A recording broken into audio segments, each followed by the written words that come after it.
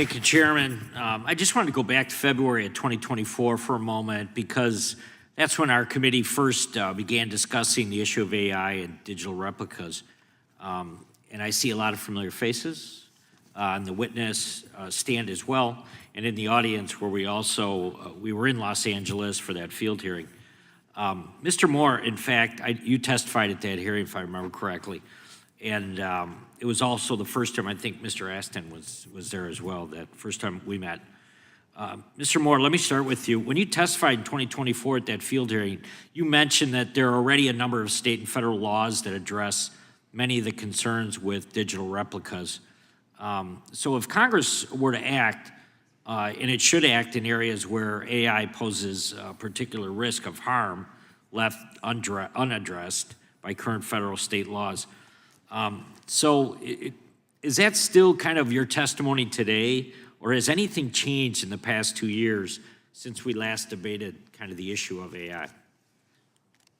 So I think what I would say is that it is true that a number of the harms that occur from the unauthorized use of digital replicas are covered by, in many instances, will be covered by existing state laws and remedies, but there is no federal remedy.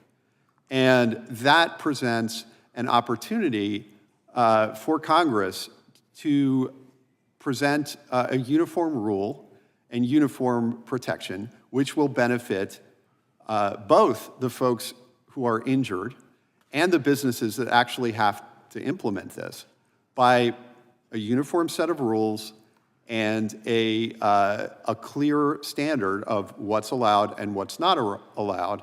And in order to do that, there are a number of equities that this body will have to balance. But our members view the current state of digital replica law as an opportunity to legislate constructively.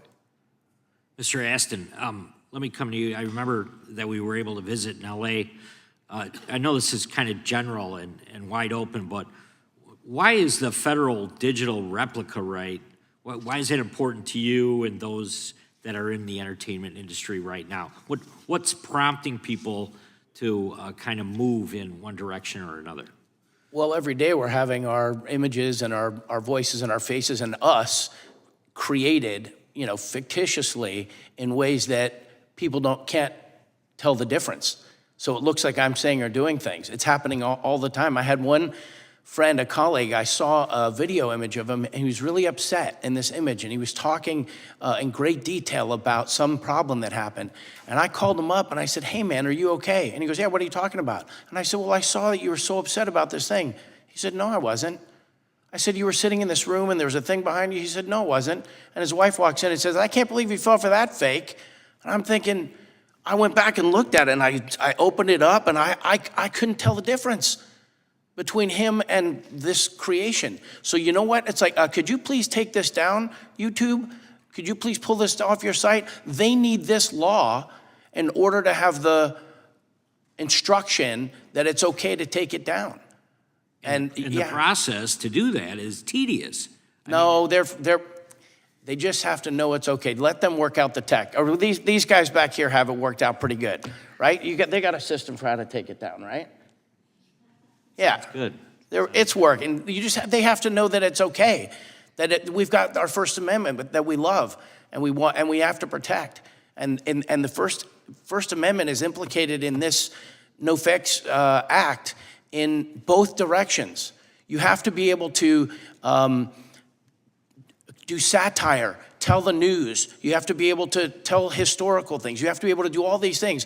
You also can't rob someone else of their First Amendment right by having it misrepresented as them. So it needs to be clarified for these companies where this country stands in federal law on the nature of, intellectual property, individual intellectual property. Very well said. Thank you for asking. Very well said. I'll yield back.